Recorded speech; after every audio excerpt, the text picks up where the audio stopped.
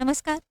अध्ययन स्पर्धा परीक्षा हेल्प डेस्क या आपल्या यूट्यूब चॅनलवर सर्व विद्यार्थी मित्रमैत्रिणींचं अगदी मनापासून स्वागत. महा टी 2026साठी जे तयारी करणारे विद्यार्थी मित्रमैत्रिणी आहेत आणि जे पहिल्यांदा चॅनलशी जोडले गेलेले आहेत, तर त्या सर्वांनी आपलं चॅनल पहिल्यांदा सबस्क्राईब करून ठेवायचं आहे. कारण या चॅनलवर तुम्हाला पुढच्या तुमच्या परीक्षेच्या एक्झामच्या दिवशीपर्यंत म्हणजे 21 जूनपर्यंत SSTसाठी आणि पेपर क्रमांक 2 सामाजिक शास्त्र या विषयासाठी 60 मार्काचं जे वेटेज आहे या विषयाचं आणि 60 प्रश्न विचारले जातात. तर त्या 60 मार्कांच्या तयारीसाठी तुम्ही हे आपलं यूट्यूब चॅनल नक्की सबस्क्राईब करून ठेवा.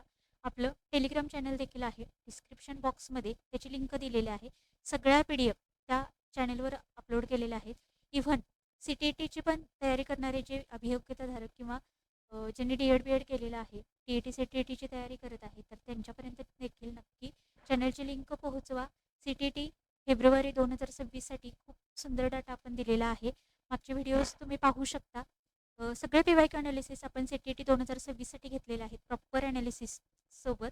त्याच पद्धतीनं महा TET 2026साठी अगदी प्रॉपर अनालिसिसचे 2013 ते 2025 जे मागचे सगळे PYQ आहेत, तर त्या PYQवर आधारित PYQ अनालिसिसची व्हिडिओ सिरीज आपण चालू केलेली आहे. त्या पद्धतीनं इयत्ता वाईज आपण जे प्रश्नोत्तरे आहेत, तर त्याच्यानुसार इयत्तानुसार आपण पाठ्यपुस्तक रिवाईज करतोय. त्याच पद्धतीनं जसा जसा डाटा शक्य असेल त्या पद्धतीनं आणि जो जो परीक्षेला विचारला जातो, परीक्षा ओरिएंटेड डाटा देण्यासाठी तुम्हाला मी नक्की प्रयत्न करेन. त्यामुळं चॅनल नक्की सबस्क्राईब करा आणि तुमच्या मित्रमैत्रिणींच्यापर्यंत चॅनलची लिंक पोहोचवा आणि लाईक करायला अजिबात विसरू नका. आजचा जो व्हिडिओ आहे, तर या व्हिडिओमध्ये आपण कंटेंट पण पाहणार आहोत आणि काही MCQ आणि PYQ नागरिकशास्त्र विषयाशी संबंधित पाहणार आहोत. इयत्ता 6वी जे तुमचं इतिहासाचं पाठ्यपुस्तक आहे, प्राचीन भारताचा इतिहास, त्याच्यामध्ये 5 धडे तुम्हाला नागरिकशास्त्राशी संबंधित दिलेले आहेत. सुरुवातीला आपण काय करू, तर नागरिकशास्त्र हे या नागरिकशास्त्र विषयामध्ये तुम्हाला जे अनुक्रमणिका दिलेले आहेत, तर त्याच्यामध्ये ते धडे दिलेले आहेत. ते अनुक्रमणिका पाहून घेऊ आणि त्याच्यानंतर मग आपण काय करूया, तर प्रॉपर जिथं जिथं प्रश्न येतात तर तो भाग आपण पाहून घेऊ. तर बघा, नागरिकशास्त्र हे इयत्ता 6वीचं पाठ्यपुस्तक आहे. त्याच्या अनुक्रमणिकेनुसार आपले समाज जीवन हा पहिला धडा आहे. दुसरा आहे समाजातील विविधता. तिसरा आहे ग्रामीण स्थानिक शासन संस्था. चौथा आहे शहरी स्थानिक शासन संस्था आणि 5वा आहे जिल्हा प्रशासन. आता बघा, आपले समाज जीवन हा धडा आणि समाजातील विविधता या दोन्ही धड्यावर तुम्हाला प्रश्न येणार नाहीत, कारण इथं फक्त बेसिक माहिती दिलेली आहे नागरिकशास्त्राशी संबंधित समाजाबद्दल. काही 1-2 तत्वे दिलेले आहेत, फक्त तेवढीच इथं दुसऱ्या धड्यामध्ये महत्त्वाचे आहेत किंवा प्रश्नाच्या दृष्टिकोनातून हे टॉपिक आपल्यासाठी महत्त्वाचे नाहीत. आता तिसरा, चौथा आणि 5वा हे जे 3 धडे आहेत, तर इथून तुम्हाला 100% प्रश्न येतात. इथून तुम्हाला 100% प्रश्न येतात. आपण PYQ ज्यावेळी घेतलेले आहेत, तर त्या PYQ मध्ये ते तुम्हाला पाहायला मिळेल. इथं बघा, तिसरा धडा ग्रामीण म्हणजे ज्या स्थानिक शासन संस्था आहे, जिथं ग्रामपंचायत, पंचायत समिती आणि जिल्हा परिषद. त्याच्यानंतर शहरीमध्ये नगरपंचायत, नगरपालिका, महानगरपालिका आणि जिल्हा प्रशासनामध्ये तुम्हाला जिल्ह्याचं जे प्रशासन आहे, तर त्याच्याशी संबंधित बाबी दिलेल्या आहेत. तर आपण काय करू, तर पहिला थोडं थोडं जेवढं परीक्षेच्या दृष्टिकोनातून महत्त्वाचं आहे, तर तेवढं काय करू, आपण पहिला सुरुवातीला पाहून घेऊया. तर बघा,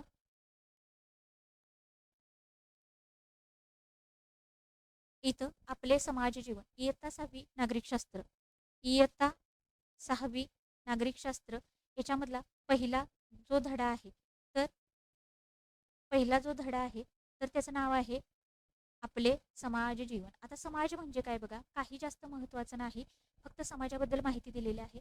फक्त समाजाची व्याख्या बघा, केवळ झुंडी आणि गर्दी म्हणजे समाज नाही, तर काही विशिष्ट हेतू ठेवून समाजामधली लोक ज्यावेळी एकत्रित येतात, तर त्यावेळी काय म्हटलं जातं, समाज म्हटलं जातं. इथं बघा, केवळ झुंडी आणि गर्दी म्हणजे समाज नव्हे, तर समान उद्दिष्टे साधण्यासाठी जेव्हा लोक एकत्रित येतात, तेव्हा त्यापासून समाज बनत असतो. आता दुसरा धडा आहे समाजातील विविधता.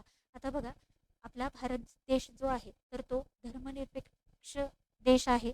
इथं प्रत्येक धर्माचे लोक अगदी व्यवस्थित आणि चांगल्या पद्धतीने राहत आहेत. कोणत्याही धर्माला श्रेष्ठपणा दिलेला नाही. प्रत्येक धर्माला समान दर्जा देण्याचा पुरेपूर प्रयत्न केलेला आहे. तर त्याच्यामध्ये धर्मनिरपेक्षता आहे आणि सहिष्णुता या 2 तत्वांबद्दल माहिती तुम्हाला या दुसऱ्या धड्यामध्ये पाहायला मिळतील. आता बघा, भारताने कोणत्याही एका धर्माचा पुरस्कार केलेला नाही, धर्माच्या आधारावर भेदभाव केला जात नाही, ह्या सगळ्या गोष्टी दिलेल्या आहेत, सगळं जनरल आहे. त्यामुळे इथून काही जास्त प्रश्न येणार नाहीत. आता सहिष्णुता आणि सामंजस्य हे जे तत्व आहे, तर त्याच्यामध्ये काय आहे, तर व्यक्ती व्यक्तीमधील नाते असेल, मते असेल, किंवा आता समजा तर एखादं कुटुंब असेल, तर कुटुंबामध्ये समजा 4 लोक राहत आहेत. एखाद्या कुटुंबामध्ये समजा 4 लोक राहत आहेत. आता चारही लोकांची विचार करण्याची पद्धती वेगवेगळी असेल. मग कधी कधी एका घरामध्ये ही 4 लोक राहत असताना काय होतं, तर त्या घरामध्ये त्यांचे विचार भेद असतील किंवा मतभेद झाल्यामुळे तंटे निर्माण होतात. आणि ते जे तंटे आहेत, तर ते आपण सहिष्णुपणे किंवा अगदी शांतपणे हाताळले पाहिजेत. या हे जे तत्व आहे, आणि जर आपण शांततेनं जर ते तंटे सोडवले, भांडणे सोडवली, तर पुढं ते वाद चिघळणार नाहीत किंवा ती भांडणे वाढणार नाहीत. हे जी आपली कृती आहे, तर त्यालाच म्हटलं जातं सहिष्णुता. आता इथं तेच दिलेलं आहे. ज्यावेळी समाजात आपण राहत असतो, त्यावेळी व्यक्ती व्यक्तीमधील मते असतील किंवा विचार आणि दृष्टिकोन जुळले नाही, तर संघर्ष निर्माण होऊ शकतात. आणि हे जे संघर्ष आहेत, तर ते टाळण्यासाठी काय केलं पाहिजे, प्रत्येकाने सामंजस्याची भूमिका घेतली पाहिजे. आता याच्यामध्ये हे जे तत्व आहे, त्याला सहिष्णुता आणि सामंजस्य म्हटलं जातं. बस, दुसऱ्या धड्यामध्ये एवढीच माहिती आहे. परीक्षेच्या दृष्टिकोनातून काहीही महत्त्वाचं नाही. आता इथून पुढचे जे 3 धडे आहेत, तर ते आपल्या परीक्षेच्या दृष्टिकोनातून अतिशय महत्त्वाचे आहेत. तिसरा धडा आहे ग्रामीण स्थानिक शासन संस्था, ज्याच्यामध्ये पहिला भाग बघायचा आहे ग्रामपंचायत, दुसरा आहे पंचायत समिती, तिसरा आहे जिल्हा परिषद. म्हणजे गाव पातळीवरचं जे किंवा गाव पातळीवर ग्रामपंचायत, तालुका पातळीवर पंचायत समिती आणि जिल्हा पातळीवर जिल्हा परिषद ही संस्था ग्रामीण स्थानिक शासन संस्थेमध्ये कार्यरत असते. प्रत्येकाची डिटेलमध्ये माहिती घ्यायची आहे. पहिला बघा ग्रामपंचायत. आता गावाचा जो कारभार आहे, तर ती ग्रामपंचायत पाहत असते. आणि 500 पेक्षा कमी लोकसंख्या आहे किंवा 2 किंवा अधिक गावांसाठी जर एकच ग्रामपंचायत असेल, तर तिला काय म्हटलं जातं, गट ग्रामपंचायत. बघा, 500 पेक्षा जास्त लोकसंख्या असेल तर ग्रामपंचायत स्थापली जाते. पण 500 पेक्षा जर लोकसंख्या कमी असेल, तर 1-2 गावं एकत्रित करून जी ग्रामपंचायत स्थापली जाते, त्याला म्हटलं जातं गट ग्रामपंचायत. आता ग्रामपंचायतीची कामे काय आहेत, पाणी पुरवठा असेल, दिवाबत्ती असेल, जन्म मृत्यू विवाहाच्या नोंदी ठेवणे. त्याच्यानंतर पुढे आता आपला जो शासनाचा जो राज्यकारभार आहे, तर तो 3 पातळ्यावर चालतो. त्याच्यामध्ये पहिला आहे इथं संघ शासन. बघा, केंद्र स्तरावर किंवा देश पातळीवरचा जो राज्यकारभार आहे, तर हा देश पातळीवरचा जो राज्यकारभार आहे, तर तो संघ शासनामार्फत पार पाडला जातो. राज्याचा जो राज्यकारभार आहे, तर तो राज्य शासनामार्फत पार पाडला जातो. आणि स्थानिक शासन म्हणजे काय, तर ग्रामीण असेल, शहरी असेल, त्याच्याबद्दलच इथं बेसिक माहिती दिलेली आहे. त्याच्यानंतर पुढे आता ग्रामपंचायतीचे पदाधिकारी आणि अधिकारी. आता इथं 2 शब्द आहेत बघा, पदाधिकारी आणि अधिकारी. तुम्हाला या दोन्हीचा अर्थ उमगला पाहिजे. जे पदाधिकारी आहेत ते निवडून आलेले असतात निवडणुकीद्वारे. आणि जे अधिकारी आहेत, तर ते शासनाद्वारे नेमणूक किंवा राज्य शासनाद्वारे त्यांची नेमणूक झालेली असते, एखादी परीक्षा घेऊन. हाच या दोन्हीमधला फरक आहे, पदाधिकारी आणि अधिकारी. मी जे जे सांगत आहे ते तुम्हाला परीक्षेला विचारलेलं आहे आणि प्रॉपर तुमच्या प्रश्नपत्रिकांचा अभ्यास करूनच मी सांगत आहे.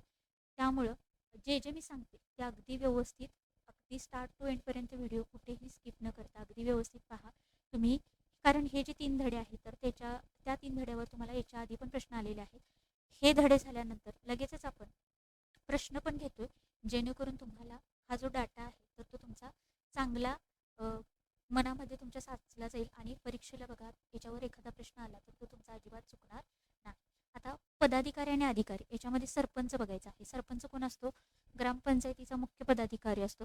दर 5 वर्षांनी निवडणुका होतात आणि निवडून आलेले सदस्य एकाची सरपंच आणि एकाची उपसरपंच म्हणून निवड करत असतात. आता ग्रामपंचायतीच्या ज्या सभा आहेत, तर त्या सभा सरपंचाच्या अध्यक्षतेखाली होतात. अतिशय महत्त्वाचा पॉईंट, ग्रामपंचायतीच्या सभा कोणाच्या अध्यक्षतेखाली होतात, सरपंचाच्या अध्यक्षतेखाली होतात. गावाच्या विकास योजना प्रत्यक्षात राबवण्याची जबाबदारी कोणावर असते, सरपंचावर असते. आता योग्य पद्धतीने कारभार न करणाऱ्या सरपंचावर ग्रामपंचायतीच्या सदस्यांना अविश्वासाचा ठराव देखील मांडता येतो. पुढचं बघायचं आहे आपल्याला, अधिकारी आहे ग्रामसेवक, जो शासनाद्वारे निवडला जातो.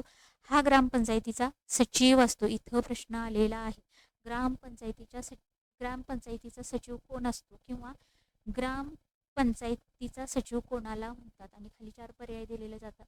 दिले जातात, ज्याचं उत्तर आहे ग्रामसेवक. आता याची नेमणूक कोण करतं, तर जिल्हा परिषदेचे मुख्य कार्यकारी अधिकारी. तुम्हाला नेमणूक लक्षात ठेवायचं आहे आणि त्याला एक पदनाम आहे ग्रामपंचायतीचा सचिव.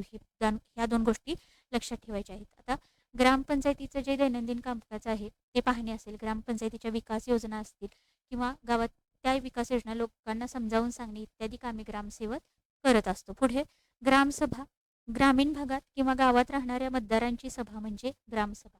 म्हणजे बघा, जे जे 18 वर्ष ज्यांनी पूर्ण केलेले आहेत गावातले लोक, त्या सर्व जे मतदार जे आहेत 18 वर्ष पूर्ण केले, त्या सर्वांना ग्रामसभेमध्ये सहभाग त्यांचा असतो किंवा गावातील सर्व मतदार यांची मिळून ग्रामसभा बनते. आता प्रत्येक आर्थिक वर्षात ग्रामसभेच्या किमान 6 सभा होणे बंधनकारक आहे. सभा किती? 6, म्हणजे साधारण 2 महिन्याला एक. अशा पद्धतीने ग्रामसभेच्या 6 सभा होणे बंधनकारक आहे. ग्रामसभा बोलवण्याची जबाबदारी कुणावर असते? सरपंचावर असते. आणि अतिशय महत्त्वाचं पुढची लाईन आहे, ग्राम पण ग्रामपंचायतीने सादर केलेले जे वार्षिक अहवाल किंवा हिशोब आहेत, तर त्याच्यावर देखील चर्चा ग्रामसभेमध्ये होत असते. आता ग्रामपंचायतीची जी उत्पन्नाची साधने आहेत त्याच्यामध्ये बघा, महत्त्वाची उत्पन्नाची साधनं दिलेली आहेत. पहिला आहे घरपट्टी, दुसरा आहे पाणीपट्टी, त्याच्यानंतर आठवडा बाजार जो भरतो गावामध्ये, तर त्याच्यावरचा कर असेल, यात्रा कर असेल, राज्य शासन आणि जिल्हा परिषद यांच्याकडून ग्रामपंचायतीला जे अनुदान मिळतं, तर ते अनुदान परत एकदा बघा, ग्रामपंचायतीच्या उत्पन्नाची साधने घरपट्टी, पाणीपट्टी, आठवडे बाजारावरील कर, यात्रा कर, राज्य शासन आणि जिल्हा परिषद यांच्याकडून मिळणारे अनुदान, ही काय आहे तर ग्रामपंचायतीच्या उत्पन्नाची महत्त्वाची साधने. पुढे आता स्थानिक शासन संस्था, आता हा जो स्क्रीनशॉट आहे तर तो सुरुवातीला पाहिजे होता, पण तरी पण बघा, स्थानिक शासन संस्था 2 पातळीवर कार्यरत असते. एक आहे ग्रामीण, दुसरा आहे शहरी. आता जी ग्रामीण पातळीवर जी स्थानिक शासन संस्था कार्यरत असते त्याच्यामध्ये गाव पातळीवर ग्रामपंचायत, तालुका पातळीवर पंचायत समिती आणि जिल्हा पातळीवर जिल्हा परिषद कार्यरत असते. आता शहरी जी स्थानिक शासन संस्था आहे ज्याच्यामध्ये नगरपंचायत आहे, नगर परिषद आहे आणि महानगरपालिका, प्रत्येकाची इन डिटेल माहिती तुम्हाला पुढे पाहायची आहे. इथं आता पंचायत समिती, आपण ग्रामपंचायत बघितलेला आहे, दुसरा स्तर आहे पंचायत समिती. तर पंचायत समितीमध्ये बघा, महत्त्वाच्या गोष्टी, तालुक्यातील सर्व गावांचा एकत्रित असा विकास गट असतो आणि तो विकास गटात किंवा त्या विकास गटाचा कारभार पाहणारी जी संस्था आहे तर तिला पंचायत समिती म्हटलं जातं. आणि ही जी पंचायत समिती आहे तर ती ग्रामपंचायत, ही जी पंचायत समिती आहे तर ती ग्रामपंचायत आणि जिल्हा परिषद, ग्रामपंचायत आणि झेडपी यांच्यातला दुवा म्हणून कार्यरत असते. कोण? ही पंचायत समिती. या दोन्हीतला दुवा कोण आहे तर पंचायत समिती. पंचायत समिती. आणि तालुका पातळीवरचा स्तर आहे पंचायत समितीचे जे पदाधिकारी आहेत, परत एकदा सांगते, पदाधिकारी हे निवडून आलेले असतात आणि अधिकारी हे शासनाकडून निवडलेले असतात. थोडक्यात लक्षात ठेवा, दर 5 वर्षांनी निवडणुका होतात आणि हे जे पदाधिकारी आहेत, पदावर असणारे अधिकारी, हे पद बदललं, निवडणुका झाल्यानंतर त्यांच्या जागी दुसरा पदाधिकारी येत असतो. म्हणजे यांचं पद तात्पुरतं असतं आणि जे अधिकारी आहेत तर ते रिटायरमेंटपर्यंत, म्हणजे शासनाद्वारे ते निवडलेले असतात, परीक्षेतून आलेले असतात, त्यामुळे ते बदलत नाही. हाच दोन्हीमधला डिफरन्स आहे.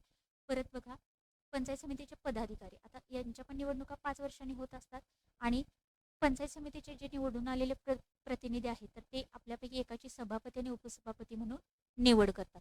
आता पंचायत समितीच्या सभा बोलवणे, सभांचे कामकाज चालवणे व ही जी जबाबदारी आहे तर ती असते सभापतींची.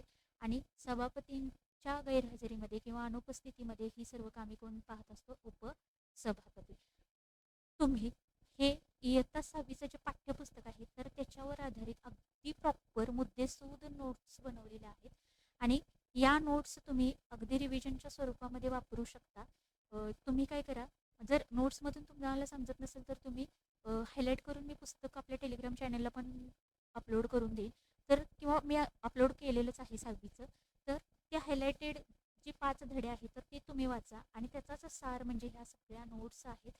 पाठ्यपुस्तकाच्या बाहेरचा एकही डाटा किंवा काहीच कोणताही वेगळा शब्द याच्यामध्ये नाही आणि ChatGPT वरून तर या नोट्स अजिबात बनवलेल्या नाहीत. सगळ्या नोट्स तुम्ही पाठ्यपुस्तक साईडला ठेवून तुम्ही हे करू शकता, क्रॉस व्हेरीफाय करू शकता. तुम्हाला पाठ्यपुस्तकावर आधारित अगदी मुद्देसूद या नोट्स पाहायला मिळतील. अशाच पद्धतीनं आपण इतिहास, भूगोलाच्या देखील नोट्स बनवलेल्या आहेत. बघा, जे कोणी ज्यांना शक्य आहे त्यांनी ज्यांना अगदीच गरज वाटते त्यांनी फक्त परचेस करा, नाही तरी आपले स्टेट बोर्डची पुस्तकं हायलाईट करून मी आपल्या टेलिग्राम चॅनलवर टाकलेले आहेत. तर ती इथून तुम्ही फक्त पाठ्यपुस्तकं जरी पाहिली तरी तुम्ही सफिशियंट आहे. कुठलंही तुम्ही इतर जे पुस्तकं आहेत रेडीमेड नोट्स ते नाही वापरलं तरी चालेल. पण अगदीच ज्यांना वेळच नाही, जनगणनेची कामे आहेत किंवा इतर कामामध्ये बिझी आहेत, त्यांनी अगदी आता शेवटच्या 30-35 दिवसामध्ये सगळी पाठ्यपुस्तकं वाचणे शक्य नाही, अशाने जरूर परचेस करू शकता. इतिहास आणि भूगोल आणि नागरिकशास्त्र तुम्हाला एकत्रितरित्या ह्या नोट्स पाहायला मिळतील. ज्यांना फक्त भूगोल, फक्त इतिहास आणि फक्त नागरिकशास्त्र नोट्स हवे आहेत तर त्यांनी पण वर संपर्क क्रमांक दिलेला आहे. व्हॉट्सअपला तुम्ही कॉन्टॅक्ट करू शकताय. तुम्हाला सॅम्पल नोट्स पाठवल्या जातील जो विषय तुम्हाला पाहिजे आहे त्याच्या. आता या नोट्ससोबत तुम्हाला आणि काय मिळेल बघा, तर तुम्हाला 10वीपर्यंत सगळ्या नोट्स तुम्हाला प्रॉपर पुस्तकाच्या मिळतील. 11वी-12वीचे इतिहास, भूगोल आणि नागरिकशास्त्र जे धडे आहेत तर ते पूर्ण पुस्तके हायलाईट करून तुम्हाला मिळतील. इव्हन 6वीपासून 12वीपर्यंतची सगळी हायलाइटेड पुस्तके, ह्या सगळ्या नोट्स आणि ज्या प्रश्नपत्रिका आत्तापर्यंत झालेल्या आहेत 2013 पासून 2025 पर्यंत, तर त्या सगळ्या प्रश्नपत्रिका तुम्हाला विथ ॲनालिसिस त्यासुद्धा मिळतील या नोट्स सोबत. जर जे इंटरेस्टेड आहेत, ज्यांना शक्य आहे परचेस करणं, त्यांनी फक्त नोट्स परचेस करू शकता. अगदी कोणावरही सक्ती नाही. ज्यांना वाटत आहे कमी वेळ राहिलेला आहे, आता एवढं सगळं वाचणं शक्य नाही, तर त्यांच्यासाठी या नोट्स बघा, त्याच्यातून तुम्हाला 100% आउटपुट मिळेल. कारण ह्या नोट्स मी स्वतः बनवलेल्या आहेत. या नोट्स मी स्वतः बनवलेल्या आहेत प्रॉपर प्रश्नपत्रिकेचं ॲनालिसिस करून. त्यामुळे नक्की तुम्ही परचेस करू शकता आणि अगदी नाममात्र फी आहे. तुम्ही वेगवेगळं फक्त नागरिकशास्त्र, फक्त इतिहास, फक्त भूगोल अशा देखील परचेस करू शकता. काही प्रॉब्लेम नाही. आणि जर तुम्ही एकत्रित परचेस केला तर डिस्काउंट मिळेल आणि अगदी 500पेक्षा पण खूप कमी प्राईज आहे. आणि वेगळं वेगळं फक्त एका विषयाचं घेतलं तर ते तुम्हाला अगदी नाममात्र शुल्कामध्ये मिळेल. त्यामुळे तुम्ही ज्यांना गरजेचं आहे तर नक्की परचेस करू शकता. पुढे बघा, आता पंचायत समितीची जी कामे आहेत तर त्याच्यामध्ये विविध गट आहेत. लोकांची कामे असतील, आरोग्य आहे, पाणी पुरवठा आहे, स्वच्छता आहे, शेती आहे, शिक्षणाशी संबंधित आहे, उद्योगाशी संबंधित आणि त्याचबरोबर लोककल्याणाशी संबंधित कामे. आता लोकांची जी कामे आहेत, लोकांची कामे पंचायत समितीची कामे बघतोय आपण. लोकांची कामे याच्यामध्ये तुम्हाला रस्ते आहेत, गटारे आहेत, विहिरी आहेत, कूपनलिका आहेत. रस्ते, गटारे, विहिरी, कूपनलिका ही कामे करावी लागतात पंचायत समितीला. आरोग्याशी संबंधित रोग प्रतिबंधक लस देणे हे काम करावं लागतं. पाणी पुरवठ्याशी संबंधित स्वच्छ पिण्याचे पाणी उपलब्ध करून देणे नागरिकांना हे काम करावं लागतं. स्वच्छतेशी संबंधित रस्त्यांची स्वच्छता असेल, कचऱ्याची विल्हेवाट लावणे ही कामे करावी लागतात. शेतीशी संबंधित कामामध्ये शेती व पशुधन सुधारण्यासाठी शेतकऱ्यांना मदत करावी लागते.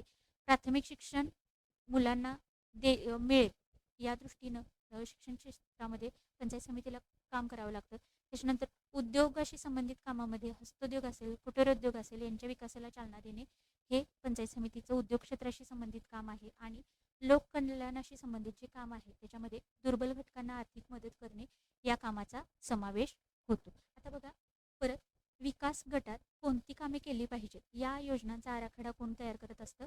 पंचायत समिती तयार करते. प्रत्येक महिन्यात पंचायत समितीची किमान एक तरी सभा होणे आवश्यक आहे. किमान एक म्हणजे किती? वर्षाच्या किती सभा झाल्या? तर महिन्याला एक म्हणजे वर्षाच्या किती सभा झाल्या? 12 सभा वर्षाला पंचायत समितीच्या होणे गरजेचं असतं. आता पुढे जिल्हा परिषद बघायचे आहेत. जिल्हा परिषद बघा, जिल्हा पातळीवरील गट आहेत. प्रत्येक जिल्ह्यासाठी एक जिल्हा परिषद असते. महाराष्ट्रात सध्या 36 जिल्हे आहेत, परंतु जिल्हा परिषदा मात्र 34 आहेत. प्रश्न विचारलेला आहे, महाराष्ट्रामध्ये जिल्हा परिषदेची जिल्हा परिषदेची संख्या किती आहे? जिल्हे 36 आहेत पण जिल्हा परिषदा 34 आहेत. 2 वेळा PYQ विचारलेला आहे. आता इथं 36 आणि 34 काय अंतर आहे बघा. 36 जिल्हे आहेत पण 2 जिल्ह्यांना का जिल्हा परिषदा नाहीत आणि कोणते ते? तर मुंबई शहर जिल्हा आणि मुंबई उपनगर जिल्हा हे जे आहेत तर हे 2 जिल्हे ग्रामीण भागच नाही आहे इथं, म्हणजे किंवा ग्रामीण लोक वस्तीच नाही तिथं, शहरी भाग आहेत पूर्णपणे. त्यामुळे तिथं जिल्हा परिषदा अस्तित्वात नाही. जिल्हा परिषद बघा ग्रामीण शासन संस्थेचा प्रकार आहे आणि ग्रामीण भागच नसल्यामुळे मुंबई शहर आणि मुंबई उपनगर या 2 जिल्ह्यांना जिल्हा परिषदा नाहीत. आणि 36 मधून हे 2 जिल्हे वजा केले तर आपल्याला 34 जिल्हे मिळतील की जिथं जिल्हा परिषदा आहेत. आता जिल्हा परिषदेचे पदाधिकारी यांच्या पण निवडणुका 5 वर्षांनी होतात आणि निवडून आलेले प्रतिनिधी अध्यक्ष आणि उपाध्यक्ष म्हणून एकाची निवड करत असतात. आता जिल्हा परिषदेच्या सभांचे अध्यक्षपद कोण भूषवतो? तर जिल्हा परिषद अध्यक्ष. इथं प्रश्न आलेला आहे. जिल्हा परिषदेच्या सभांचे अध्यक्षपद कोण भूषवतो? तर बघा, इथं जिल्हा परिषद भूषवतो, जिल्हाधिकारी नाही. इथं PYQ आलेला आहे, त्यामुळे इथं हॅश करून तुम्ही हे ठेवू शकता. इथं PYQ आलेला आहे. पुढं आता जिल्हा परिषदेचा जो अध्यक्ष आहे हा लोकांद्वारे निवडलेला असतो, निवडणुकीद्वारे. तर म्हणजे निवडून दिलेले जे लोकांनी प्रतिनिधी आहेत तर ते आपल्यापैकी एकाचे आणि अध्यक्ष आणि उपाध्यक्ष म्हणून निवड करत असतात. आता सभांचे अध्यक्षपद जिल्हा परिषद अध्यक्ष भूषवतात. त्याचबरोबर सभांचे जे कामकाज आहे तर त्यांच्या नियंत्रणात या जे झेडपीचे अध्यक्ष जे आहेत तर त्यांच्या नियंत्रणाखाली कामकाज चालतं. झेडपीचे जो निधी आहे तर त्या निधीतून योग्य तो खर्च करण्याचा अधिकार देखील जिल्हा परिषद अध्यक्षाला आहे आणि अध्यक्षांच्या गैरहजेरीत ही कामे उपाध्यक्ष पार पाडत असतात. आता इथं मुख्य कार्यकारी अधिकारी दिलेले आहेत. हे अधिकारी आहेत यांची निवड निवडणुकीद्वारे होत नाही, राज्य शासन नेमणूक करतं. बघा, परीक्षेद्वारे निवड होते. जिल्हा परिषदेने घेतलेल्या निर्णयांची प्रत्यक्ष अंमलबजावणी करण्याचं काम कुणाचं असतं? तर मुख्य कार्यकारी अधिकारी. आणि हे मुख्य कार्यकारी अधिकारीच काय करत असतात? मागं आपण बघितलेलं आहे ग्रामसेवक. तर ग्रामसेवक जे आहेत तर त्या ग्रामसेवकांची निवड करण्याचं काम देखील कुणाचं आहे? मुख्य कार्यकारी अधिकारी. जिल्हा परिषदचे मुख्य कार्यकारी अधिकारी यांचंच काम आहे ग्रामसेवकाची निवड करणे. राज्य शासन. आता जिल्हा परिषदेचा कारभार कसा चालतो बघा. तुम्हाला माहीत आहे का किंवा माहीत आहे का तुम्हाला या अंतर्गत जे जे असे तुम्हाला जे वेगळे हायलाईट करून किंवा असे चार्टच्या स्वरूपामध्ये जे जे भाग दिलेले आहेत पाठ्यपुस्तकामध्ये तिथून जास्त प्रश्न आलेले आहेत. त्यामुळे आपल्या नोट्समध्ये यातला एकही भाग आपण स्किप केलेला नाही. आता जिल्हा परिषदेच्या बघा, जिल्हा हा खूप मोठा घटक आहे. त्याच्यामध्ये आणखी खूप जास्त गावांचा समावेश होत असतो, लोकसंख्या जास्त असते. त्यामुळं जिल्हा परिषदेचा जो कारभार आहे तर तो विविध समित्यांमार्फत चालवला जातो. त्याच्यामध्ये वित्त समिती आहे, कृषी समिती आहे, शिक्षण समिती आहे, आरोग्य समिती आहे, जलव्यवस्थापन, स्वच्छता समिती, महिला व बालकल्याण समिती आणि ही जी महिला बालकल्याण समिती आहे तर ती महिलांच्या आणि बालकांचे प्रश्न सोडवित असते. आता इथं तुम्हाला आणखीन एक प्रश्न आहे. तर सर्वात महत्त्वाची समिती कोणती झेडपीची? तर स्थायी समिती. कोणती समिती आहे? स्थायी समिती. जिल्हा परिषदेची सर्वात महत्त्वाची समिती स्थायी समिती आहे आणि त्याच्यावर तुम्हाला प्रश्न आलेला आहे. पुढे आता जिल्हा परिषदेची कामे बघा, शिक्षणविषयक कामे असेल, आरोग्यविषयक सुविधा पुरवणे असेल, पाणी पुरवठा करणे, बी बियाणांचा पुरवठा करणे, दिवाबत्तीची सोय करणे, गावाच्या परिसरात झाडे लावणे, तर ही सर्व कामे जिल्हा परिषदेला करावी लागतात. पुढे 1992 मध्ये 73 आणि 74 या दोन घटना दुरुस्ती झालेल्या आहेत आणि या घटना दुरुस्तीने ग्रामीण आणि शहरी हे जे दोन स्थानिक शासन संस्था आहेत तर यांना काय मिळालेलं आहे? स्थान मिळालेलं आहे. आता जी 73वी घटना दुरुस्ती झाली तर त्या 73व्या घटना दुरुस्तीने ग्रामीण आणि 74वी जी घटना दुरुस्ती झाली तर त्या घटना दुरुस्तीने शहरी स्थानिक शासन संस्थांना काय मिळालं? संविधानामध्ये स्थान मिळालं. आणि या दोन घटना दुरुस्त्या कधीच्या आहेत? तर 1992च्या. पुढे पंचायत राज व्यवस्था एका दृष्टिक्षेपात. आता ग्रामीण जी आपण पंचायत राज व्यवस्था बघितली किंवा ग्रामीण स्थानिक शासन संस्था ज्याला पंचायत राज व्यवस्था पण म्हटलं जातं तर त्याच्यामध्ये ग्रामपंचायत, पंचायत समिती आणि जिल्हा परिषद हे 3 घटक आपण बघितले. आता त्यांचे इकडे दिलेले आहेत तर ते हे अध्यक्ष, सभापती, सरपंच हे कोण आहेत? पदाधिकारी आहेत. पदाधिकारी. आणि इकडे जे दिलेले आहेत तर ते आहेत अधिकारी. या दोन्हीतला फरक परत एकदा लक्षात ठेवा. पदाधिकारी निवडून आलेले असतात किंवा मतदानाद्वारे निवडले जातात आणि अधिकारी जे आहेत तर ते राज्य शासनाकडून नेमणूक केले जातात. आता सुरुवातीला आपण बघूया ग्रामपंचायत. ग्रामपंचायतीचा पदाधिकारी आहे सरपंच आणि अधिकारी आहे ग्रामसेवक. आणि हा ग्रामसेवक कोण असतो? तर ग्रामपंचायतीचा सचिव असतो. पुढं पंचायत समिती आहे. पंचायत समितीचा पदाधिकारी आहे सभापती. पंचायत समितीचे अधिकारी आहेत BDO किंवा गट विकास अधिकारी, ज्यांना BDO देखील म्हटलं जातं. जिल्हा परिषद. जिल्हा परिषदेचे पदाधिकारी आहेत अध्यक्ष आणि जे सभांचे अध्यक्षपद देखील भूषवतात. आणि इथं अधिकारी आहेत मुख्य कार्यकारी अधिकारी. आणि या मुख्य कार्यकारी अधिकाऱ्यांच्या मार्फतच या ग्रामसेवकाची काय होत असते? नेमणूक होत असते. पुढे आता निवडणूक कोण लढवू शकतो? तर निवडणूक लढवणारे बघा, मतदार विचारलेला नाही. मतदानासाठी आपल्याला काय आहे तर 18 वर्ष पूर्ण असणे आवश्यक आहे. पण निवडणूक लढवण्यासाठी चा क्रायटेरिया इथं दिलेला आहे. ज्यांच्या वयाच्या 21 वर्ष पूर्ण आहे तर ते सर्व काय करतात, निवडणूक लढवू शकतात. इथं निवडणूक लढवताना इथं बघा फक्त हे 3च घटक लक्षात ठेवायचे आहेत. इथे विधानसभा, विधान परिषद काय पुन्हा त्यांची पात्रता वेगळी आहे. आपल्याला फक्त ग्रामीण स्थानिक शासन संस्था बघायच्या आहेत. ग्रामपंचायत, पंचायत समिती आणि झेडपी. तर या तिन्हीसाठी निवडणूक लढवण्यासाठी किती वर्ष पूर्ण असणे आवश्यक आहे?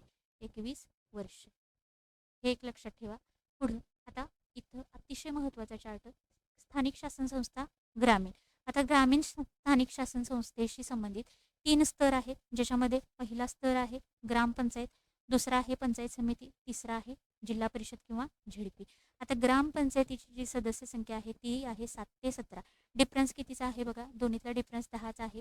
एक पाठ करा तुम्ही, 7 पाठ केलं तर 10 ॲड करायचे, 17 येऊन जाईल. त्याच्यानंतर पंचायत समितीची जी सदस्य संख्या आहे ती आहे 15 ते 45. फक्त 15ची तिप्पट लक्षात ठेवा, 3 पट. 15ची 3 पट. फक्त 15 जरी पाठ केलं तर त्याची तिप्पट 15 तरी 45. पुन्हा झेडपीची जी सदस्य संख्या ती आहे 50 ते 75. म्हणजे 50 जरी पाठ केलं तरी 50च्या अर्धे करून किंवा निमपट फक्त ॲड करायचे, 50 ते 75. इथं बघा ग्रामपंचायत सदस्य संख्या 7 ते 17, पंचायत समिती 15 ते 45 आणि झेडपी आहे 50 ते 75. आता पदाधिकारी, ग्रामपंचायतीचे पदाधिकारी आहेत सरपंच, उपसरपंच. पंचायत समितीचे पदाधिकारी आहेत सभापती, उपसभापती आणि झेडपीचे आहेत अध्यक्ष, उपाध्यक्ष.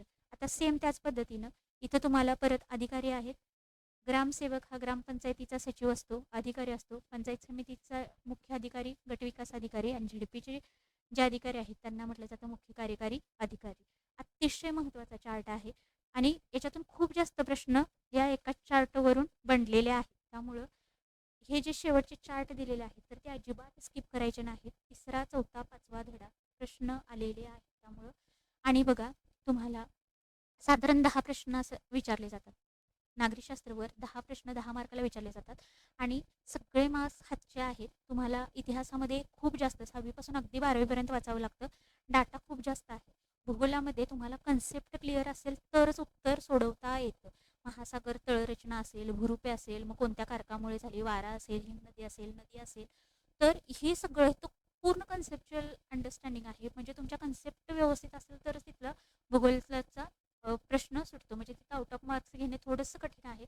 पण नागरिकशास्त्र हा इंटरेस्टिंग सब्जेक्ट आहे आणि समजण्यास पण खूप सोपा आहे. डाटा थोडासा आहे आणि मार्क्स जास्त आहेत तुलनेने इतर 2 विषयांच्या पेक्षा. त्यामुळं नागरिकशास्त्र तुम्ही अतिशय प्रॉपर तयारी करा. तुम्हाला 10 पैकी 10 मार्क्स अगदी आरामात मिळतात आणि तुमचं जे स्टेट बोर्ड आहे त्या स्टेट बोर्डच्या बाहेर तुम्हाला प्रश्न जात नाही. मी पुन्हा एकदा सांगते, महाटीटीचे तुम्ही पेपर काढून बघा. आता जे जुन्या सिलेबसनुसार जुने पेपर आहेत तर त्याचा फक्त डाटा तुम्हाला इकडे तिकडे होईल, नाही मिळणार. पण 2025चे वगैरे पेपर काढून बघा तुम्ही, सगळे उत्तरे तुम्हाला एखाद दुसरा अगदी रेअरली, पण तो पण अगदी रेअरली एखाद दुसरा आउट ऑफ बॉक्स येईल क्वेश्चन. पण बाकीचे सगळे क्वेश्चन तुम्हाला पाठ्यपुस्तकावर आधारितच विचारलेले पाहायला मिळतात. त्याच्यानंतर लगेच पुढे बघूया. आता इथं 4था धडा आहे. हा 4था धडा आहे शहरी स्थानिक शासन संस्था. शहरी स्थानिक शासन संस्था. शासन संस्था. जसं आपण ग्रामीण बघितलं तसं आता शहरी बघायचं आहे. आता बघा शहरीकरण किंवा नागरीकरण असेल. आता शहरामध्ये लोक काय जातात त्याचे काही पॉझिटिव्ह गोष्टी आहेत, काही निगेटिव्ह गोष्टी आहेत.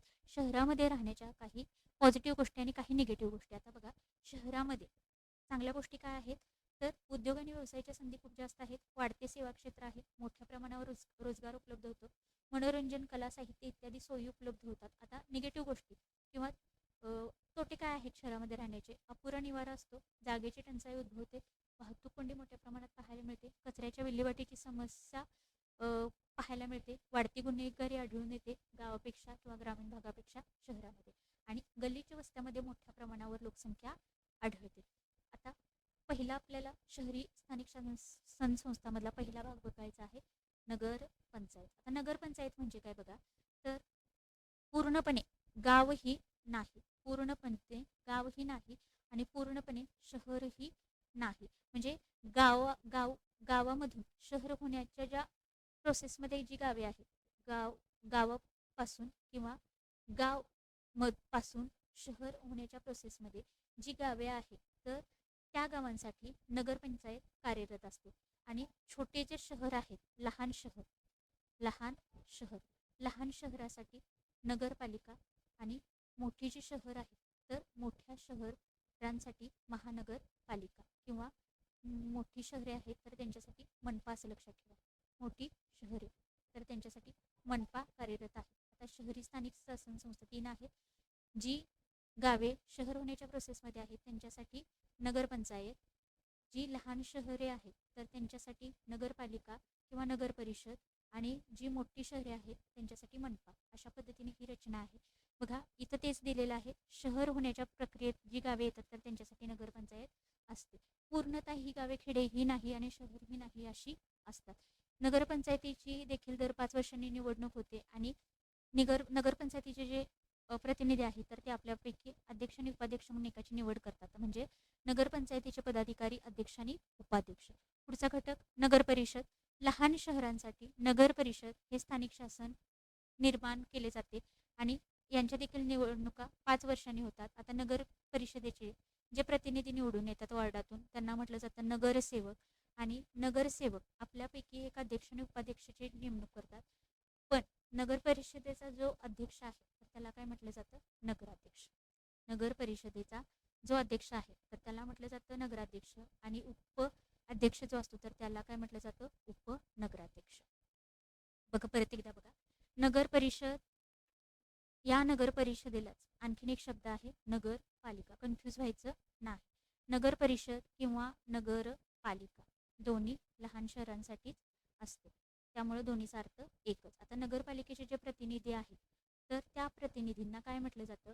तर त्या प्रतिनिधींना म्हटलं जातं नगरसेवक. नगरसेवक. आता नगरसेवक काय करतात तर आपल्यापैकी एकाचे अध्यक्ष म्हणून निवड करतात, आणि त्या अध्यक्षाला म्हटलं जातं नगराध्यक्ष. काय म्हटलं जातं? नगराध्यक्ष. जिथं नगरपालिका आहे ज्यांच्या ठिकाणी त्यांना हे चांगलं कळेल. आणि उपनगराध्यक्ष. उपनगराध्यक्ष. आता नगराध्यक्ष आणि उपनगराध्यक्ष हे कोण झाले? तर नगरपालिकेचे पदाधिकारी झाले. आता पुढे नगर परिषदेच्या उत्पन्नाचे मार्ग. बघा घरपट्टी आहे, शिक्षण कर आहे, पाणीपट्टी आहे, बाजारावरील कर आहे, राज्य शासनाकडून मिळणारे अनुदान. कसं लक्षात ठेवायचं? घरपट्टी, पाणीपट्टी, करामध्ये शिक्षण कर, बाजारावरील कर आणि राज्य शासनाकडून मिळणारे अनुदान ही नगर परिषदेच्या किंवा नगरपालिकेच्या उत्पन्नाचे साधने आहेत किंवा मार्ग आहेत. आता नगर परिषदेला काही कामे बंधनकारक असतात. आता ऐच्छिक कामे आणि आवश्यक कामे. आता आवश्यक कामामध्ये दिवाबत्तीची सोय करणे आहे, पाणी पुरवठा आहे, सार्वजनिक स्वच्छता आहे, त्याच्यानंतर मल निस्सारणाची व्यवस्था, जन्म, मृत्यू, विवाह यांच्या नोंदी ही अत्यावश्यक कामे आहेत. म्हणजे ही कामे नगरपालिकेला करावीच लागतात. आणखी इतरही काही कामे करावी लागतात जी नाही केली तरी चालू शकतात, किंवा इतकं जास्त अगदी प्रायोरिटीने त्यांना ही आवश्यक कामे करावी लागतात, आणि यांच्यानंतर मग ऐच्छिक कामे. तर त्या कामांना ऐच्छिक कामे म्हटले जातात. आणि ऐच्छिक कामामध्ये कुठली कामे येतात? तर सार्वजनिक रस्त्यांची आखणी करणे, त्यांचे संपादन करणे, पीक मिळवणे म्हणजे ती त्यांच्यासाठी जागा, गलिच्छ वस्त्यामध्ये सुधारणा करणे, सार्वजनिक बागा, उद्याने, गुरांसाठी सुरक्षित निवारा उपलब्ध करून देणे. तर ही काय आहेत? नगरपालिकेची ऐच्छिक कामे आहेत. पुढे आता मनपा.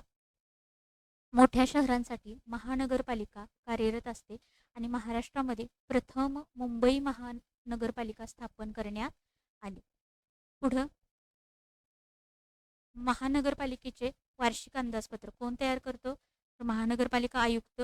जी महत्त्वाचे निर्णय आहेत महानगरपालिकेचे तर त्या सर्वांची प्रत्यक्ष अंमलबजावणी करण्याचं काम देखील महानगरपालिका आयुक्त यांचं असतं.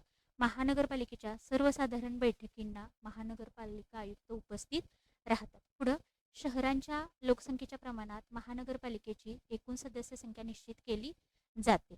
मनपाच्या निवडणुका देखील 5 वर्षांनी होतात. निवडून आलेले प्रतिनिधी नगरपालिकेप्रमाणेच त्यांना देखील नगरसेवक म्हटलं जातं. आता इथं जे पदाधिकारी आहेत तर त्यांची नावे वेगळी आहेत. नगरसेवक मनपामध्ये आपल्यापैकी एकाची महापौर आणि उपमहापौर म्हणून नेमणूक करतात. आता पुढे बघा चार्ट आहे, तिथं पुन्हा एकदा मी सगळे पदाधिकारी व्यवस्थित सांगेन. आणि महापौर जो आहे मनपाचा मुख्य पदाधिकारी हा शहराचा प्रथम नागरिक मानला जातो. महानगरपालिकेच्या सभांचा तो काय असतो? अध्यक्ष असतो. त्याच्यानंतर शहराच्या विकासासंबंधी अनेक महत्त्वाचे निर्णय हे कुठे घेतले जातात? महानगरपालिकेच्या सर्वसाधारण सभेमध्ये. पुढे महानगरपालिकेच्या समित्या बघा, जसं आपण झडपीच्या समित्या बघितल्या तसं शिक्षण समिती, आरोग्य समिती, परिवहन समिती या काही महत्त्वाच्या समित्या महानगरपालिकेच्या आहेत. पुढं महानगरपालिकेचे प्रशासन बघा, तर महानगरपालिका आयुक्त हा महानगरपालिकेच्या प्रशासनाचा प्रमुख असतो. सर्व निर्णयांची अंमलबजावणी देखील हा महानगरपालिका आयुक्त करतो. पुढं महानगरपालिकेच्या उत्पन्नाचे मार्ग, त्याच्यामध्ये पहिला आहे इथं घरपट्टी आहे. त्याच्यानंतर आता इथं बघा पट्टी पट्टी असं लक्षात ठेवायचं, घरपट्टी, पाणीपट्टी. आता करामध्ये मालमत्ता कर, व्यवसाय कर, मनोरंजन कर, त्याच्यानंतर कर्ज उभारणी आणि राज्य शासनाचे अनुदान, हे काय आहेत तर महानगरपालिकेच्या उत्पन्नाचे मार्ग. पुढं आता अतिशय महत्त्वाचा चार्ट, जसं आपण झडपी ग्रामपंचायत आणि पंचायत समितीचा चार्ट बघितला त्या पद्धतीनं स्थानिक शासन संस्था, शहर पातळीवरच्या, तर त्यांचा चार्ट बघा. तिकडं 3 स्तर होते, इकडं पण 3 आहेत. इकडं नगरपंचायत आहे, जी गावे किंवा जी खेडी शहर होण्याच्या प्रोसेसमध्ये आहेत त्यांच्यासाठी नगरपंचायत, लहान शहरांसाठी नगरपरिषद किंवा नगरपालिका, आणि मोठ्या शहरांसाठी मनपा किंवा महानगरपालिका. आता याच्यामध्ये बघा नगरपंचायतीची जी सदस्य संख्या आहे तर ती 9 ते 15 दरम्यान आहे. नगरपालिकेची 17 ते 38 आणि मनपाची जी सदस्य संख्या आहे तर ती निश्चित करण्यात आलेली नाही. कारण बघा पुणे, मुंबई, कोल्हापूर प्रत्येक जी मोठी मोठी शहरं आहेत तर त्यांची लोकसंख्या वेगवेगळी आढळते. आता जर मुंबई, पुणे विचार केला तर खूप जास्त लोकसंख्या तिकडे आढळेल. पण इकडं जी मोठी शहरे आहेत, इकडे बघा आपलं सांगली आहे. आता सांगलीची जी मनपा आहे तर ती सांगली, मिरज आणि कुपवाड 3 भाग किंवा 3 शहरे एकत्रित करून ती मनपा बनलेली आहे. त्यामुळे प्रत्येकाची लोकसंख्या वेगळ्या असल्या कारणाने लोकसंख्येच्या प्रमाणामध्ये मनपाची जी एकूण सदस्य संख्या आहे तर ती ठरत असते. आता नगरपंचायतीचे जे पदाधिकारी आहेत तर त्यांना अध्यक्ष, उपाध्यक्ष म्हटलं जातं. नगरपालिकेच्या पदाधिकाऱ्यांना नगराध्यक्ष, उपनगराध्यक्ष म्हटलं जातं. आणि मनपाचे जे पदाधिकारी आहेत तर त्यांना महापौर, उपमहापौर म्हटलं जातं. आता अधिकारी बघा, पदाधिकारी हे निवडून आलेले असतात. आता नगरपंचायतीचे जे अधिकारी आहेत तर त्याच्यामध्ये महत्त्वाचे अधिकारी, कार्यकारी अधिकारी, नगरपालिकेचे मुख्याधिकारी असतात, आणि मनपाचे जे प्रमुख अधिकारी आहेत तर ते आहेत आयुक्त. पुढं आता आरक्षण म्हणजे काय बघा, इथं एक कन्सेप्ट फक्त दिलेले आहे. समजा SC, तर SC साठी एखादी जागा राखीव ठेवण्यात आलेली असेल तर तिथला जो उमेदवार आहे तर तो SC कॅटेगरीमधीलच असावा. यालाच काय म्हटलं जातं, आरक्षण म्हटलं जातं. म्हणजे बघा अनुसूचित जाती, अनुसूचित जमाती आणि नागरिकांच्या मागासवर्गातील लोकांसाठी राखून ठेवलेल्या काही जागा असतात, त्या जागांवर त्या वर्गातील लोकच निवडून येतात. यालाच काय म्हटलं जातं, जागांचे आरक्षण. आता महिलांचा जर विचार केला तर 50% जागा या महिलांसाठी स्थानिक शासन संस्थेमध्ये राखीव असतात. पुढचा शेवटचा धडा बघायचा आहे आपल्याला, जिल्हा प्रशासन. इथं 4था धडा आपला झालेला आहे. पुढचा धडा आहे जिल्हा प्रशासन. या जिल्हा प्रशासनामध्ये आपल्याला जिल्हाधिकारी, जिल्हा पोलीस प्रमुख आणि जिल्हा न्यायालय या 3 गोष्टी पाहायच्या आहेत. पहिला भाग बघू आपण, जिल्हाधिकारी. आता या जिल्हाधिकारीवर तुम्हाला प्रश्न आलेला आहे. जिल्हा प्रशासनाचा प्रमुख जिल्हाधिकारी असतो, त्याची नेमणूक राज्य शासन करते, आणि जिल्हाधिकाऱ्याला सारा गोळा करण्यापासून ते जिल्ह्यात कायदा व सुव्यवस्था राखण्यापर्यंत अनेक कामे करावी लागतात. तर त्याचा कामाचा चार्टच इथं दिलेला आहे. जिल्हाधिकारी बघा, याच्यामध्ये त्याची जी कामाची वर्गवारी केलेली आहे त्याच्यामध्ये शेतीशी संबंधित कामे येतात, त्याच्यानंतर कायदा व सुव्यवस्थेशी संबंधित कामे आहेत, निवडणूक अधिकारी म्हणून जिल्हाधिकाऱ्याची कामे आहेत, आणि आपत्ती व्यवस्थापनाशी संबंधित जिल्हाधिकाऱ्याची कामे दिलेली आहेत. याच्यावर तुम्हाला 4 विधाने दिली होती. हा PYQ आहे. PYQ आहे, या चार्टवर PYQ आलेला आहे. आय थिंक 2024चा PYQ आहे महा TETचा. तर ह्याच्यामध्ये बघा, 2024 महा TETचा PYQ 2024 किंवा 21. तर याच्यामध्ये तुम्हाला अशी जिल्हाधिकाऱ्याची 4 विधाने दिली होती. 3 विधाने या चार्टमधून होती आणि 4थं विधान होतं जिल्हा परिषदेच्या सभांचे अध्यक्षस्थान जिल्हाधिकारी भूषवतात. ते विधान चुकीचं होतं, कारण जिल्हा परिषदेच्या सभांचे अध्यक्षस्थान जिल्हा अधिकारी नाही तर जिल्हा परिषद अध्यक्ष भूषवतो, पदाधिकारी भूषवतो, अधिकारी नव्हे. त्यामुळं ते विधान फक्त चुकीचं होतं, आणि जी 3 विधानं विचारली होती तर ती या चार्टमधून होती. आता शेतीशी संबंधित कामामध्ये बघा, जिल्हाधिकाऱ्याला काय करावं लागतं तर शेतसारा गोळा करणे हे काम करावं लागतं. त्याच्यानंतर शेतीशी संबंधित कायद्याची अंमलबजावणी करणे, दुष्काळ व चाऱ्याची कमतरता यावर उपाययोजना करणे, ही झाली शेतीशी संबंधित कामे. त्याच्यानंतर कायदा व सुव्यवस्था या संबंधामध्ये जिल्हाधिकाऱ्याला काय कामे करावी लागतात? कायदा व सुव्यवस्थेशी निगडीत जिल्ह्यात शांतता प्रस्थापित करणे, सामाजिक स्वास्थ्य अबाधित ठेवणे आणि सभाबंदी, संचारबंदी जारी करणे ही कायदा व सुव्यवस्था राखण्यासाठी जिल्हाधिकाऱ्याला ही कामे करावी लागतात. निवडणूक अधिकारी म्हणून जिल्हाधिकाऱ्याला निवडणूक योग्य प्रकारे पार पाडणे, निवडणुकीच्या संदर्भात आवश्यक निर्णय घेणे आणि मतदार याद्या अद्ययावत करणे ही कामे करावी लागतात. आपत्ती व्यवस्थापन या अंतर्गत आपत्तीच्या काळात त्वरित निर्णय घेऊन हानी रोखणे, आपत्ती व्यवस्थापनाच्या यंत्रणेला आदेश देणे आणि आपत्तीग्रस्तांचे पुनर्वसन करणे ही कामे जिल्हाधिकाऱ्याला करावी लागतात. त्याच्यानंतर बघा पुढचा अधिकारी आहे तहसीलदार. प्रत्येक तालुक्यासाठी एक तहसीलदार असतो. तहसीलदार हा तालुका दंडाधिकारी या नात्याने तंट्यामध्ये जे गावातील तंटे आहेत तर तिथं न्यायनिवाडा करत असतो. पुढचा अधिकारी जिल्हा पोलीस प्रमुख. प्रत्येक जिल्ह्याच्या ठिकाणी एक पोलीस अधीक्षक असतो आणि तो काय असतो तर त्या जिल्ह्याचा प्रमुख पोलीस अधिकारी असतो. जिल्ह्यात शांतता आणि सुव्यवस्था राखण्यासाठी जिल्हा पोलीस प्रमुख काय करत असतात? जिल्हाधिकाऱ्यांना मदत करत असतात. आता जिल्हा प्रशासन बघा इथं एकदम वरच्या पातळीवर जिल्हाधिकारी, त्याच्याखाली उपजिल्हाधिकारी, त्याच्याखाली तहसीलदार, त्याच्याखाली तलाठी आणि त्याच्याखाली पोलीस पाटील. आणि पोलीस व्यवस्थेमध्ये सर्वात वरिष्ठ अधिकारी पोलीस अधीक्षक, ज्याला SP म्हटलं जातं. आणि त्याच्याखाली असतात DYSP पोलीस उपाधीक्षक, त्याच्याखाली असतात PI पोलीस निरीक्षक आणि त्याच्याखाली असतात सहाय्यक पोलीस निरीक्षक म्हणजेच PSI. त्याच्यानंतर बघा हे झाले जिल्हा प्रशासनाचे महत्त्वाचे अधिकारी. आता बघायचं आहे जिल्हा न्यायालय. आता बघा सर्वोच्च न्यायालय म्हणजेच SC हे काय आहे? सर्वोच्च न्यायालय आहे.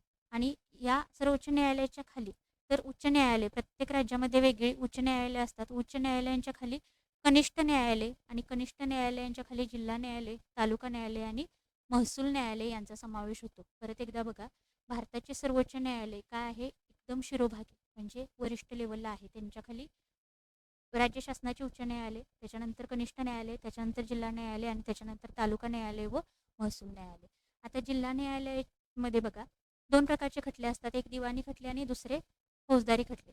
पैशाशी संबंधित जे खटले आहेत तर ते दिवाणी खटल्यामध्ये मोडतात आणि दिवाणी खटले हे दिवाणी न्यायाधीश पाहत असतात. आणि फौजदारी खटले म्हणजे खून दरोडा असेल तर दरोडा नाही, खून मारामारी, तर हे जे फौजदारी खटले आहेत तर त्यांच्यासाठी 17 न्यायाधीश काम पाहत असतात. आणि 17 न्यायाधीशांमध्ये 2 श्रेणी आहेत, मॅजिस्ट्रेट प्रथम श्रेणी आणि मॅजिस्ट्रेट द्वितीय श्रेणी.